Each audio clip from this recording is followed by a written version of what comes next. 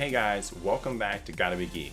So in the last video, I talked about adding TypeScript to a Webpack project and said I would follow it up with adding TypeScript to a ParcelJS project.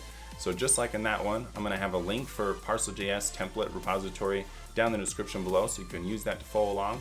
And we'll get into adding TypeScript to our ParcelJS project. So we're gonna make this a quick one and we'll get right into it.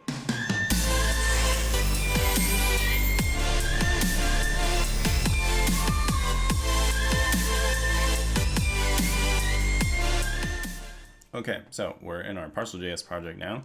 That's also available in the GitHub repo that I think I mentioned earlier. So I'll have a link in the description below for that. So you can pull this project down and start from here. And we'll do what we did before. I'm gonna go into ParcelJS here, add in the different dependencies we need, and then we'll briefly go over them really fast.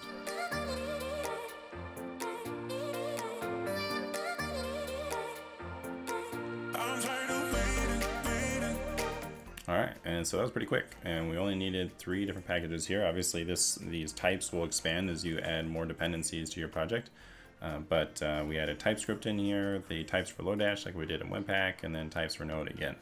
And so everything else is handled in the Parcel Bundler, which is kind of why I like it so much. We don't need extra loaders or anything specific. It just kind of figures it out from the files that we're using. And so the next step we'll do is we'll remember this time to first install the packages before we know this, and while it's installing those, we'll go ahead and move over to adding the tsconfig file. And I'm just gonna, for making things a bit quicker, I will pull over the file that we had for the tsconfig for the Webpack file, and we'll just use that same configuration for this one. Okay, so pulled over the same file that we had with the corrections from earlier for the previous tsconfig. And we'll save that one in here. And then now our packages are also installed. We'll go through to our source file and we'll do the same thing we did with that one. We're going to rename this as a TypeScript file. And then we'll add in our different types.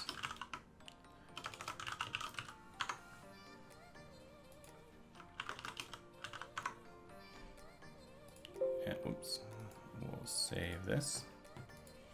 And then all we got to do is run our build, and Parcel again just figures out the rest for us and makes it pretty simple. So we'll let it run.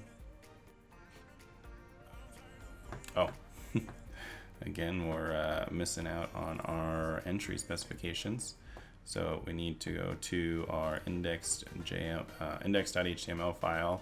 And because of the way Parcel works, it figures out the entry point for the application based on what we put here in this HTML file.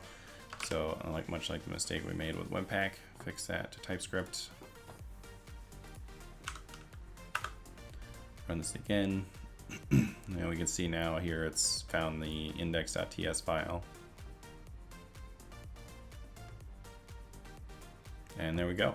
And so now we can see that it's output the files, and we have our JavaScript file here, and it was that simple. So it's one of the reasons I like ParcelJS so much, because of its limited configuration, it doesn't take a lot of figuring out what extra packages or things you need, because it just figures everything out on its own. So it's kind of why it's my favorite.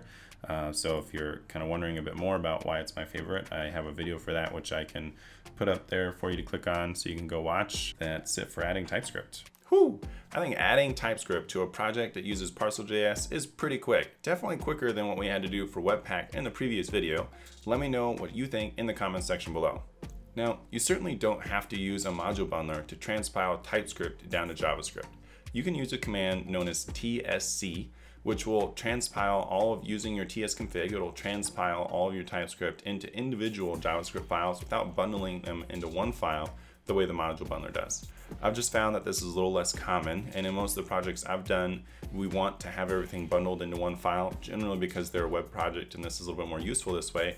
So this is just how I've done it. If there's interest to go over adding TypeScript to a project without using a module bundler, I can do a video of that in the future. Let me know if you'd like to see that in the comments section below.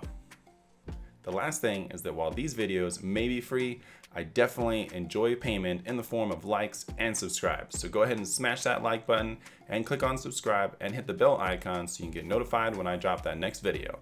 That's it for me. I'll see you guys in the next one.